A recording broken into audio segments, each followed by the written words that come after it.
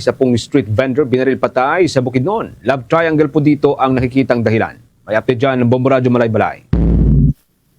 Love triangle sa mga anggulong tinitignan na pulisya sa bayan ng Maramag, probinsya ng Bukidnon sa nangyaring pamamaslang sa isang street food vendor. Sa panayam ng Bombo Radyo Malay-Balay Bukidnon, kaya Police Captain na Warlito C. Quino, Investigation Officer ng Maramag Police Station, kinilala nito ang biktima na si Winnie May Kalimpas Caballes, 42 may asawa at residente ng Puroka 4A, Bayabason, Maramag, Bukidnon. Habang nagtitinda ang nasabing biktima, ay dumating ang dalawang lalaking sakay ng motorsiklo at binaril ito sa ulo na naging sanhi ng kanyang agarang pagkamatay. Dagdag pa ni Quino, napatuloy nilang inire-review ang mga CCTV footages sa lugar upang matukoy ang mga suspect.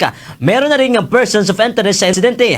Maliban sa love triangle, tinitignan naman umano ng otoridad ang lahat ng mga anggulong rason sa pagpatay ng biktima.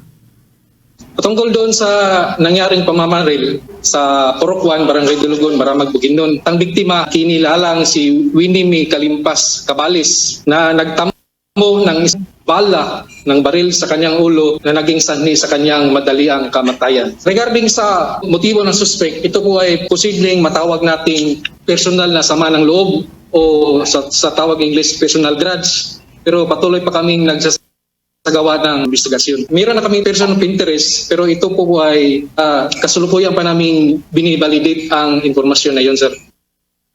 Ang pamahayaga ni Police Captain Warlito C. Quino, Investigation Officer ng Maramag Police Station.